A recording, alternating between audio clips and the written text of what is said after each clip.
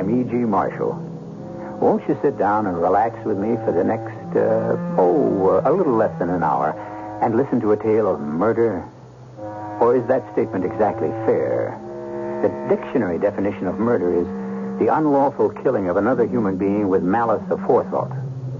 Well, undoubtedly, there is killing and malice aforethought, but the question here is what or who was killed? Don't try to blame it on me. It's always blamed on me. I won't take it any longer. I won't take the guilt. Where else does it lie? Not on me. Not on me ever again. I'll make sure of that. I'll kill you. How can you kill what was never alive? Only one way. I'll tear you apart. Yes, without you I have no life. What you have left without me? I no longer care. Tear you apart, limb from limb, socket by socket. Freddie, in heaven's name, what are you doing? I'm destroying what is destroying me. But there is no act without the two of you. There's no me. As long as he exists. You know that better than anyone, Sarah. It's done. Forever. Maybe now I can live. Maybe it's worth murder to achieve some kind of freedom.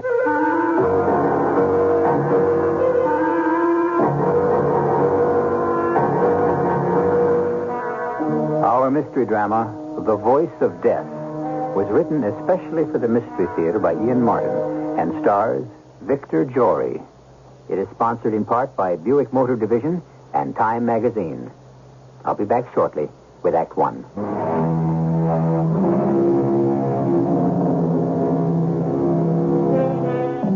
Ventriloquism, one of man's most ancient arts.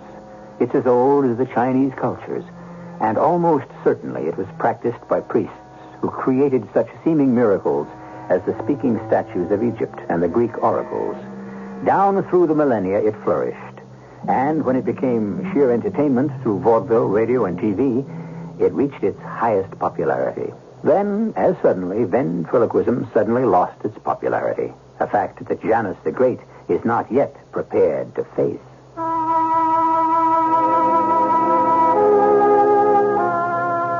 Who was I? Fat Freddie Goldstein from the East Bronx, a little schlep. I was scared to go to school even. They beat up on me all the time because I wouldn't fight back, and it was funny to watch a fat kid cry. Then I read an ad in the paper and saved up my lunch money to send away for Professor Fantasorio's magical method of voice projection. Amaze, delight, and mystify friends and foes alike by the ancient and mystical art of ventriloquism. It changed my life because for some reason it was easy to me. I mastered the art in a month and held a golden key that unlocked the world for me. At 16, I was playing parties and school dates. I got in at the very end of radio's golden era. But where I really hit it big was television. By then, I was calling myself Janus, an alias. And then, suddenly, by the late 1960s, I was a has-been. The gold all faded. The club dates I played were a disaster, and a lifetime of splitting myself in two ended in murder. Fred, look what you've done to him. We'll never put him back together now. What do you care, Sarah? What do you mean? Isn't this the way you've always wanted it? Oh, Fred, you're sick. You always thought he came between you and me. Who? Him, the dummy. I never said that once all these years. But you thought it. Well, he was always the first thing in your thoughts. You combed his hair, pressed his clothes, washed his face, even behind his ears like he was a child. You never even kept him in a box. He was always there wherever we were. We were never alone. You even used to talk to him off stage. Yes, I was jealous. Now maybe I'm glad you've destroyed him. Maybe now we can have what you'd never let me have. What? What did I ever refuse you? A child? A child of my own? How could we have a child, Sarah? Always on the road, always moving, living in hotels. Children weren't for us. You could have left me behind with our child or our children. And travel alone? Don't you think that I could have gone ahead and had a child? How could you have stopped me? But I didn't because... Because? It wouldn't have been fair to the child. She would have been my child, not something we shared, just as he was your child. Oh, Freddie, what's wrong with you? How could you have done that to him? It doesn't matter. He's gone. Well, let's see if we can't put him together again. No! Leave him alone. Don't touch him. Fred! He's dead. Smashed. He couldn't be repaired, and he's not going to be repaired, because there's nothing to repair him for. Darling, what is it? Don't you see? I'm as dead as he is. You got fired again. I'm through, Sarah. It's all over. There's no Janus the Great. No, that isn't true, darling. You're tired. You've been overworking. A good night's rest. What am I going to do? We have no money. I have no other talents. I'm back once again to where I began, Fat Freddy from the East Bronx. When I killed Avius, I might as well have killed myself. I had no rest that night. What a night it was. After Sarah, worrying herself frantic about me, finally got to sleep, the things began happening. The first pain when it came was so intense and piercing that in spite of myself, it... my God! I bit my lip till the blood came, trying to stifle my cry so I shouldn't bother Sarah. But my arm felt as though some giant had broken it across his knees. And then the second one came. A blow that compressed my brain and sent it spinning. Dear God, what's happening to me? Fred? What is it? Darling, are you all right? Oh, it's 5 a.m. You're still awake. Sarah, a dream. What a dream. I felt like I was broken on the rack. I'll get you some aspirin. You're coming down with something, mark my words. I'm coming down with something, all right. Tomorrow, first thing, I'll take care of that. Take care of what? What I did to my poor little dummy. Tomorrow, I'll go to the professor and see if he can put Alias together again. If that's what you want. Never mind if it's what I want or not. It's what must be done. So now you've made up your mind. Maybe you could sleep a little. What I am. Too late to change about the dummy and me. But one thing it isn't too late for is a child. If you... Oh, well, what could I do with a child? I already have one in my arms. Sleep a little, darling, sleep. And maybe we could find a new tomorrow. I could sleep now. The pains were all still there, but dulled and able to be forgotten. I nestled close to Sarah, and she held me close. And suddenly it came. The blessed curtain of sleep, and the wonderful feeling that all the decisions had been made and the future smoothed away. You did this to my creation? Professor, I paid you for him. For the intricate balance of wire and joints that gave him reality. And more than that, the control of the eyes, the mouth, the tongue between the teeth, a model of the human figure, a scarce step below actuality. He's been destroyed beyond belief. It's vandalism. It cannot be repaired. You must forgive me, Professor Manzini, but my art is a lost art, and yours may be too. What? What do you say? We live in a world where miracle, illusion, magic are forgotten. Words and symbols mean little more than what they state. We live in a world where nothing that is said, no words, no statement means anything at all. Yes, you are right about our profession. I've had my dissatisfactions, too, which have led me deeper and deeper into the recreation of form, the humanoid form, the complete replica of man. I am so near, Janus. So near. What are you saying? I've created a dummy. No, forget that awful word. A robot, half life size, capable of everything. Movement, reaction, everything except actual speech. By electronic control, you can move this figure, activate it, make it sit or stand or bend. But to make it speak, that is beyond me. Only a master of ventriloquism can effect that. Will you lend your artistic talent to my mechanical genius and create a new miracle? Need you ask? I'm desperate. You don't have to worry any longer, Janus. Here, come with me a moment. Let me show you my new masterpiece. There he is. How do you like him? His face. It's the exact image of mine. Well, I had to have a model. Who better than you? Here, take this control. Ask him to get up and come to you. What do I call him? Well, he's you to the life. And it's a great title. The Great Janus and, Self. Yes, that's its name. Self. I am Janus. Will you come to me?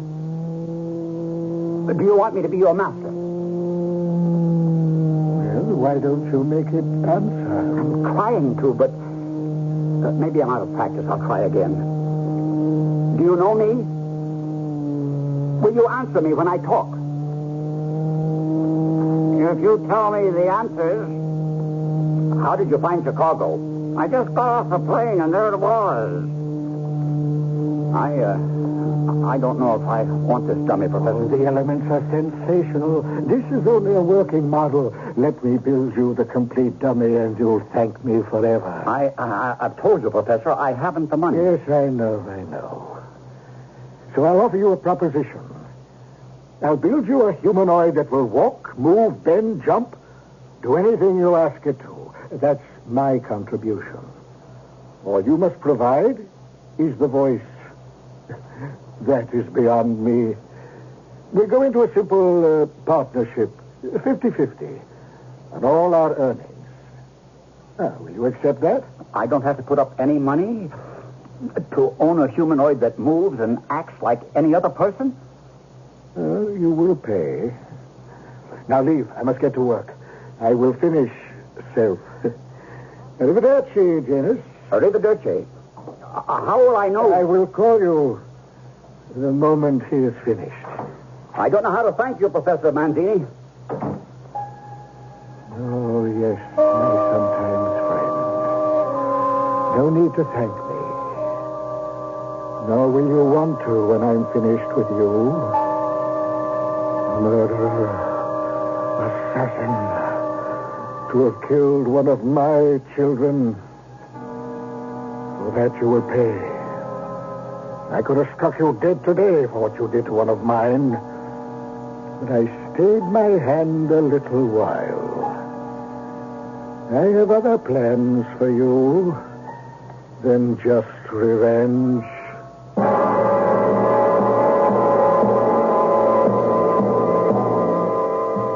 So, the professor's apparent kindness is only a mask to hide his revenge for the destruction of one of his creations.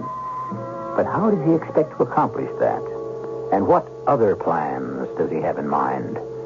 I'll return shortly with Act 2.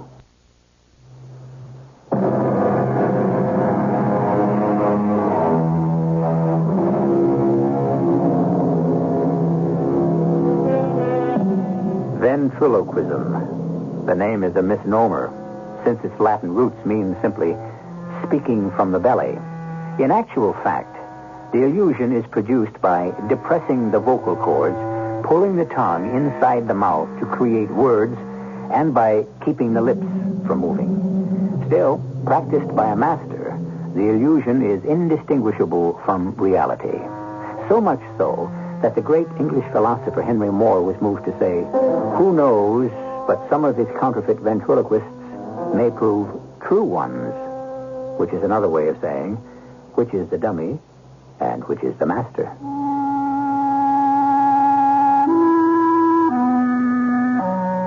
When I got home to Sarah with the news about the new act and how I was sure it would put me back in the headlines again, she was less enthusiastic than I'd hoped. Oh, I knew she was pleased for me, but behind the pleasure and the love in her eyes, I could sense a darkness, a foreboding that she couldn't hide. I'm so glad, Fred. You know what a fierce old warrior the professor is. I thought he'd never forgive you for what you'd done to his masterpiece. So did I. I think this new thing he's building is what saved me. Well, what do you mean? Well, he's an exact replica of me, like a twin brother. Just as long as you'll be happy. You're not? Oh, I don't know, Fred. This one is so big, so different. The other little fellow was like like a child. Don't, Sarah. I wouldn't care if you drove a bus or sold shoes or collected trash. At least I'd have you to myself. You've always had me, Sarah. There's never been anyone else. Oh, women I never had to worry about. No matter how they gathered about you. You're a very handsome man, Fred. I have to be. Look at what I married, the most beautiful woman in the world. An old lady like me. Since I first saw you, there was nobody but you for me. Now you regret it? Oh, never. It's just that I'm so completely yours, all of me. I wish only sometimes I could have you to myself the same way. But you do. The dummies, Alias, any of them. They aren't your rivals, darling. Not in any way. Are you sure? I raise my hand to God. Oh, no, don't. Why not? Because you're only lying to him and to yourself. Oh, don't you see, Fred, they're all your children. The children I never had, the children I can't share. Why have you stuck with me all these years? Because I love you. The part of you I've had. But I wish Oh, how I wish I could have had all of you. Sarah, listen. It's going to take the professor a couple of months to finish the work on Self. Cy Kaplan can take care of all the bookings. I've already talked to him, and he's sure we got a smash going. I got all the material I need, and Joe and Irving can be running me up some topical stuff. They'll do it on spec for me. So why don't you and me just run away? Run away? You pick the spot. Just so we have enough cash or can borrow enough to make it. Bermuda, the Bahamas, Mexico. Oh, Fred, I can be packed tonight. We had nearly 2 months on an island in the Caribbean where the beach from our cabin stretched as far as you could look from left to right. The long walks, the swims, the fish diet, and the simple local foods trimmed me down and took 5 years off my looks. Most of all, the peace. And a strange transformation that was happening inside my own mind. From the beginning, I'd always known what Sarah meant by my split personality. From the moment we landed on the island, I had set myself to persuade her that it no longer existed. And in the process, I found that I no longer had to persuade myself. It was gone. I called the professor only once during our long vacation. Hello? Professor, it's Fred Ghost. Janus. Si, come sta, amici? Wonderful. Self is not yet finished. Good. Good? I mean, only that I'm enjoying the only vacation I've ever had in my life, so... I advise you to enjoy it to the full. When I've completed your alter ego, you will have little time for play. You're that optimistic? I am that optimistic. I have an instinct about these things. I think you will find yourself when you see yourself. I'll send you a message soon when I'm ready. You'll come straight back? Sure, Professor, sure. Under the circumstances, I'm at your command. Till I hear from you. Ciao.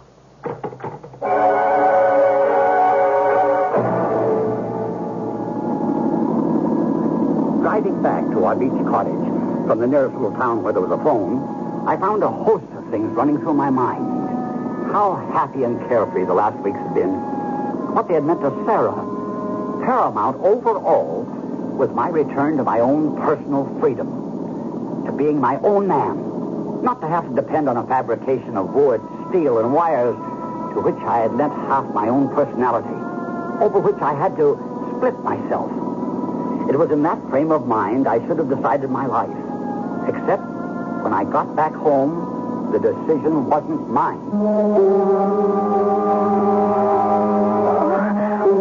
Oh, what is it, Sarah? Oh, I don't know. I'm afraid to hope, but I hurt, so you've got to get me to the hospital. What is it, Liebchen? Well, I think I'm making a better image for you than Professor Manzini with all his skills could ever make. I think I'm pregnant with our child, Fred. Oh, don't let anything happen to him. It was a wild trip to the local airstrip, a chartered plane and on into Nassau. Sarah had to spend 2 weeks in bed there resting before we were allowed to return home. We wouldn't have left then if it hadn't been for a flurry of phone calls. The professor had finished.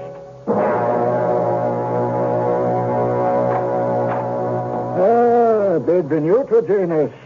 Come sta? Sta bene, maestro. Where is it? Gently, each thing to its own time. Have you had a good vacation? You look like Othello. I guess I picked up quite a tan. And how is your good wife? Sarah? Oh, she's fine now. She didn't lose the child? No, thank God. It was just an early threatened miscarriage. But we got to Nassau on time. Well, I made a decision while you were gone. Since we're breaking convention, moving into a new relationship, I made certain structural changes. All right, whatever you decide. You're the master builder. And you, the master magician. It needs both of us to create the illusion. True. Just so long as it is illusion. Signore. Huh? My pills in the little bottle on the inlaid table. Here. How many? Do you need water? No, just nitroglycerin. One under the tongue. I have an old heart that has been working too long. Thank you. Is there anything else I can get for you? Not any more than you will be getting me very soon. There. Now I'm all right. Yeah, you wish to meet your alter ego? You can imagine. I'm dying to meet the dummy which will bring ventriloquism and me back into the spotlight again. Baby. It will be the same as before, except that now, physically, he is perfect. You will move, walk, perform any physical function except talk.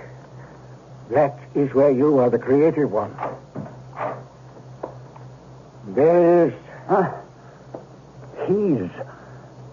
He's absolute perfection. How could you tell him from a human being? He cannot speak. Only you can teach him that. Teach him? Well, provide him with a voice and language. Should we dress him first? Oh, by all means, let us dress him. And then find out what we have. Or as the Bible would have said, what has been wrought. Together, we dressed the flexible but unresponsive body. A body so like mine, except so much younger and more perfect. And all the while we worked this curious feeling whenever I glanced up to find myself looking at me, or me looking at self. Finally, the moment was there to animate him. So, Eke, this very small remote control you hold in your hand can make him do everything but speak. Let me show you how the control works. Self, would you make us both a drink? Scotch on the rocks for me, a vermouth cassis for Mr. Janus. Fantastic. Well, I showed you before. But that was a robot. This is a replica of a human being. Who could tell the difference? No one. They accept us. He needs only one more thing to make him complete. A voice. He's too terrifying. With what right have we to invest a complete human being with a voice? It's the only thing he lacks. No. If we are to be an act, there is something also he lacks totally. A brain. The power of thought. Whatever issues from his mouth are my thoughts. My words. Think of the magic of it all. A figure. Able to move exactly as a human. Engaged in a dialogue which you alone control. But how is an audience conscious of that? How do they know that there is any magic happening before them? Because at the end of the act, or before, however you build it, you turn this figure around. So, and you open this door in his back, like that, and he is revealed as a robot. A mass of gears, cams, springs, the antitheses of a human, a piece of machinery constructed of moving parts. Something nags at me and tells me there's a flaw in this. Oh, you have a mountain of debts. How else do you repay them? Well, I suppose I'm just a sentimental fool, but somehow you make me sound like Faust. You're right. This is the only way I can dig myself out of debt and start a future for my child. You have an act, Professor. Janus and Self. I'll start to work it up immediately, and I hope it'll catch on. I know it will. I have a feeling it will, but is it the success I want? I wish I could be sure of that.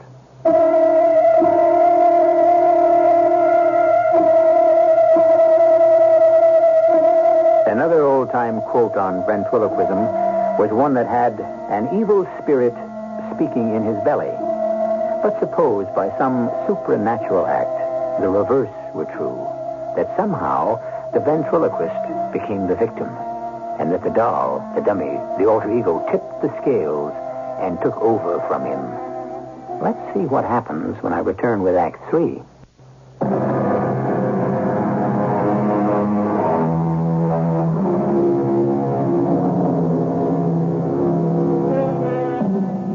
Janus and Self were an instant hit. For 2 months, the act was shaped and polished and then brought into New York, where it opened to raves.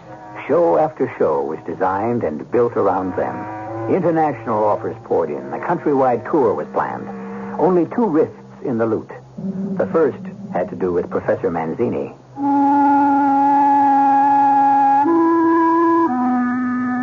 It was the day I was to pick up Self. The maestro had wanted to make a few final adjustments, he said. And I had been working desperately to finally come up with a voice that I hoped was completely humanoid. Sarah felt it was. So did my agent.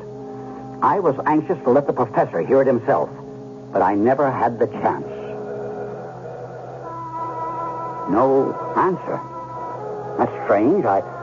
He knew I was coming. Why would he have gone out? His heart. Professor!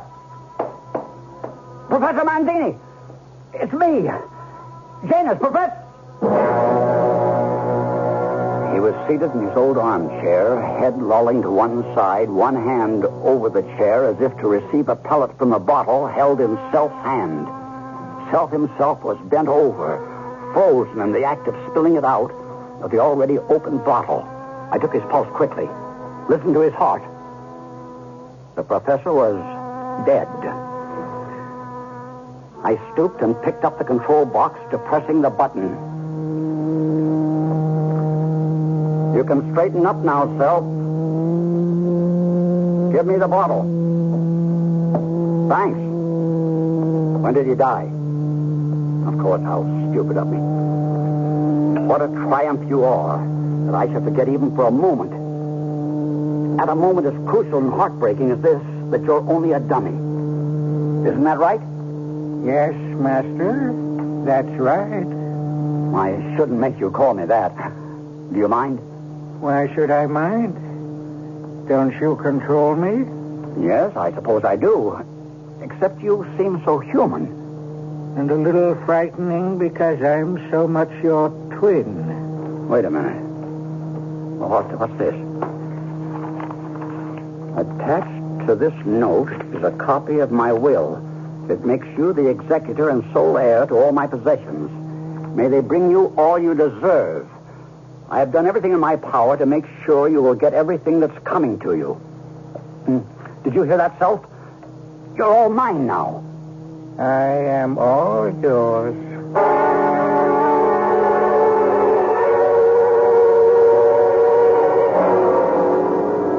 Fred, wait a minute. Don't be so fidgety. Let me tie your tie. I'm sorry, Sarah.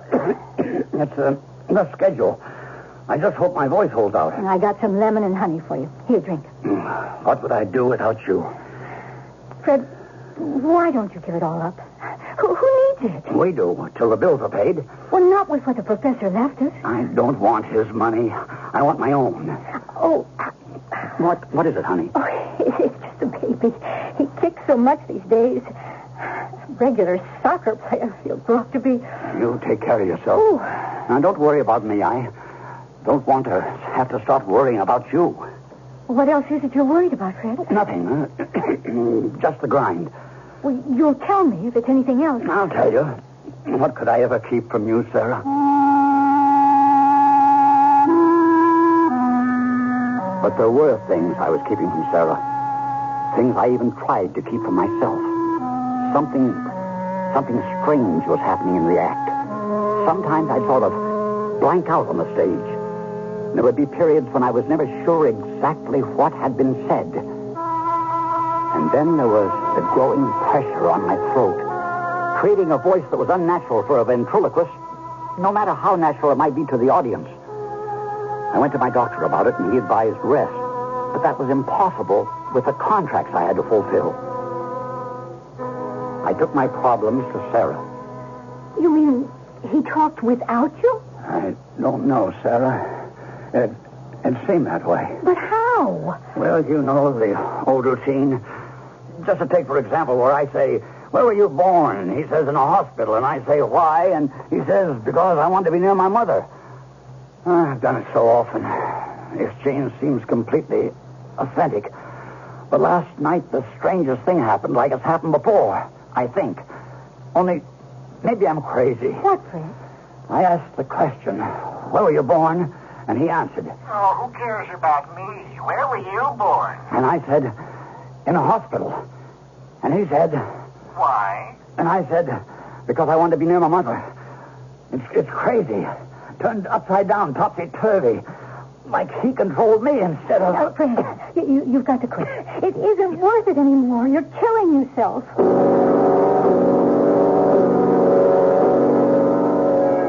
Why didn't I listen to her? But there was the child to think of and the usual obsession, money. The climax came near the end of my engagement at the music hall. These moments of blanking out in the middle of the act have become more and more frequent. And so had the visits to the doctor for my hoarseness. It took all my strength to go on this performance, except that I knew Sarah was in the audience. I loaded myself with pep pills, gargled, drank coffee by the gallon, and made my appearance. But I was so drugged, shaken out of myself, that the performance was strictly by rote, routine, mechanical, until... So, you think that's funny, do you? How can I help it? What do you mean? What you think I think, right? Wrong. It's time you learn to think for yourself. Okay. How come if we have to pretend we're doing this silly ventriloquist act, I don't sit on your knee? That's a silly thing to say. Just like everything else I get to. Why? You're just as big as I am. That'd be ridiculous. Not any more than the rest of this act. Anyway, why do you always get to sit down and I have to stand? Don't get mad. Oh, I'm not the one who's crazy. You have to be if I sound that way. All right. If you want to sit down on my lap, come on. Thank you, Daddy. Isn't this just like old times? Let's do Sunny Boy.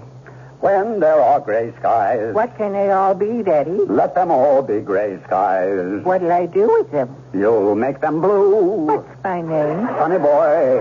What about your friend? From the moment Fred had left the forsake prepared me. act, What'll you let I had a horrible Let them foreboding that all something forsake terrible me. was Who wrong. you still have? And for a long while I sat frozen I'll to my have seat. you. What's my How could I stop Sunny it? Boy. The audience wasn't far behind me, realizing something had gone terribly How wrong. about me? And that awful thing that happens only in actors' dreams was taking place right up there on the stage. Right where? My husband, making a fool of himself and seemingly powerless to stop it. God I bless sat there to the bitter end. And now for the final unbelievable moment, when we offer you the climactic proof of what you've known from the beginning. That despite the evidence of your eyes, ears, and all the other senses, there's on this stage only one living man, myself. The other is, turn around, self, the greatest living robot the world has ever known, a humanoid, complete in every sense, except that he is voiceless. Now, I open the back to prove that he is not alive, not human, but a mechanical contrivance of human ingenuity. What's the matter? Where? This is not your night, James. Why don't you turn around and let the audience know the truth? Turn! Drum roll! Presto, presto, watch and see the truth. The audience reacted as always, as the door in the dummy sack swung open. My reaction was horrifyingly different, because the door that had been opened was not in the dummy sack, but what for 20 years of married life had been my husband. What happened out there, Sal? Since we are alone and the time is right, I will reveal myself. Professor. None other. I can't tell you how many bodies I've used, stolen their souls from them to house my own. The only children I've ever had are my puppets, my marionettes, my dummies. When you murdered Alias, I made up my mind to take your body and punish you in the process. I've had my revenge. I told you in my will I'd make sure you got everything that was coming to you. I think I kept my promise. But you're not finished. The curse that was laid on me is quite specific. I must find a body to occupy for at least 10 years before I make an exchange or descend to everlasting hell. The one I've taken from you will serve. You have your choice. Continue as a voiceless dummy or destroy yourself. I couldn't care less. Fred, what is it? Oh, what's the matter? I have no more use for either of you. I shall leave. Oh, Mrs. Goldstein, you might need this. What is it? The control box to make your husband move. I'll even leave you his voice, since it's become so hoarse and unpleasant. Adio. I've had my revenge. What am I to do with this? Fred, are you a robot now? I was. I should be. Except that God is merciful, and evil doesn't always triumph. Well, what do you mean? I don't know exactly, but listen to me. You sound like my Fred again. I feel like your old Fred again, and not so old. I'm aware of blood coursing through my veins. My heart is pumping, my brain moving and reacting. Look at me, Sarah. Is there a door in my back? No, but how? It's beyond me to explain, except every time before that ghoul stole another body, the soul was lost, till this time, because there was already a body made in my image for my soul to invest. Then you are my friend. Thanks to God. Even my voice is back. Most of all, my voice. That's the greatest irony of all. What do you mean, darling? For months I've kept it from you. But now I don't need to anymore. He, Self, the professor, whatever he was or is, stole my body and left me the image to dwell in now. And by so doing, saved my life and condemned himself. The body he left me is new and capable of long life. My body that he stole has less than a month to live. I had incurable cancer of the larynx.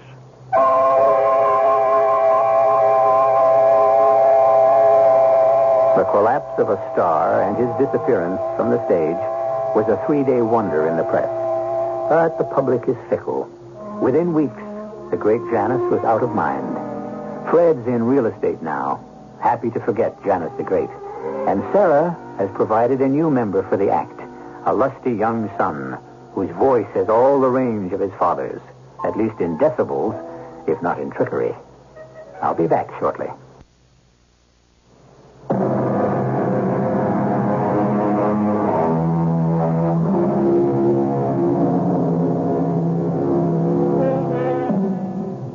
As for that mysterious and indefinable character, the professor, whoever he was, his car went out of control on the Harlem River Drive and plunged into the canal.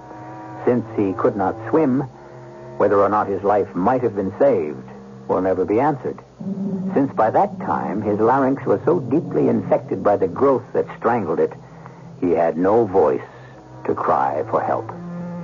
Our cast included Victor Jory, Amzie Strickland, and Brett Morrison. The entire production was under the direction of Himan Brown. And now, a preview of our next tale. Look here. More doubloons. Wonder how many he's got. Just a few, he says. Old Silas Baxter's supposed to have had thousands of them. But even if that old ruin's full of them, I wouldn't go near it with an army. Yeah. You gotten over your scare? No, and I never will.